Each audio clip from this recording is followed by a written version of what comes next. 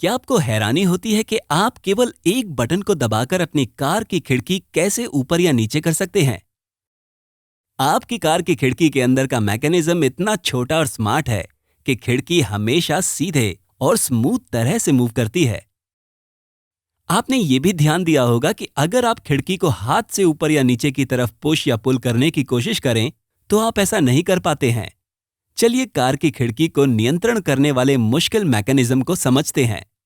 यहां पर कार के दरवाजे का बेसिक स्ट्रक्चर दिखाया गया है, जिसकी वजह से खिड़की आसानी से स्लाइड हो जाती है।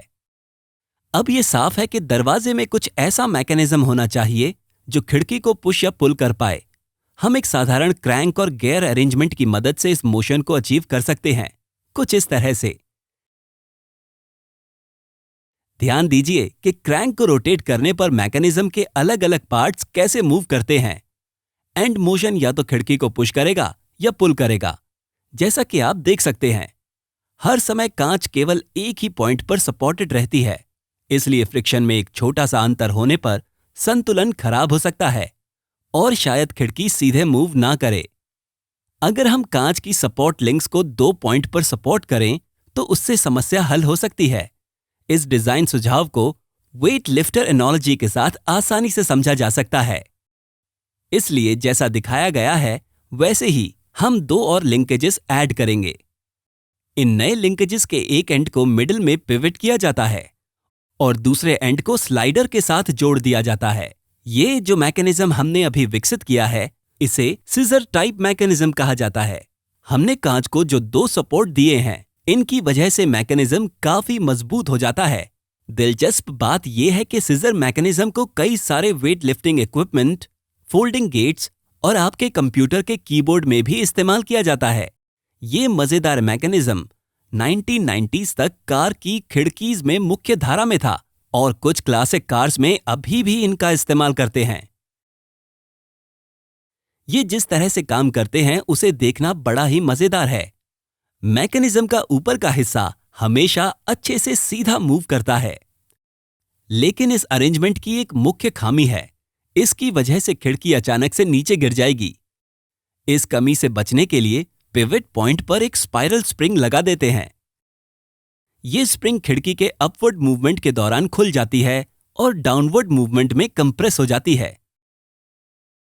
अब कांच अचानक से नहीं गिरती है और इस नए अरेंजमेंट में कांच के अपवर्ड मूवमेंट के लिए लगने वाली मेहनत भी कम हो जाती है। एक दूसरा मुद्दा यह भी है कि कांच को पुश या पुल करके कोई भी इस मैकेनिज्म को चला सकता है। इसका मतलब यह है कि अगर कार की खिड़की में इस डिजाइन को लगाया जाए तो आसानी से चोरी हो सकती है। यह सिंपल वॉर्म गियर अरेंजमेंट इस मुद्दे को अच्छी तरह से हल कर सकता है। वॉर्म गियर को रोटेट कर सकता है, लेकिन गियर वॉर्म को रोटेट नहीं कर सकता। इसका मतलब यह है कि यह मैकेनिज्म तभी काम करेगा अगर हम वॉर्म में इनपुट मोशन करेंगे। क्रैंक को वॉर्म के साथ जोड़ दिया जाता है तो पैसेंजर आसानी से मैकेनिज्म को ऑपरेट कर सकते हैं। लेकिन अगर कोई कांच को मूव करने की कोशिश करेगा तो इनपुट मोशन वॉर्म गियर में चला जाएगा और सब कुछ फंस जाएगा। कोई भी जबरदस्ती खिड़की के कांच को ऊपर या नीचे नहीं मूव कर सकता है। साथ ही वॉर्म और गियर अरेंजमेंट टॉर्क मल्टीप्लायर के तौर पर भी काम करता है। एक डीसी मोटर को वॉर्म के साथ जोड़कर हम मैनुअल विंडो को पावर विंडो में कन्वर्ट कर सकते हैं। इस लिंकेज मैकेनिज्म के साथ एक बड़ी दिक्कत यह है कि इसमें कई सारे स्लाइडिंग कॉन्टैक्ट्स हैं। इस वजह से फ्रिक्शनल लॉसेस ज्यादा होंगे। एक रोप और पुली सिस्टम को इस्तेमाल करके इस डिजाइन को और बेहतर किया गया। आप यहां पर 2 प्लास्टिक स्लाइडर्स देख सकते हैं। इन्हें एक रस्सी से जोड़ दिया है। ये स्लाइडर्स कांच को सपोर्ट करते हैं।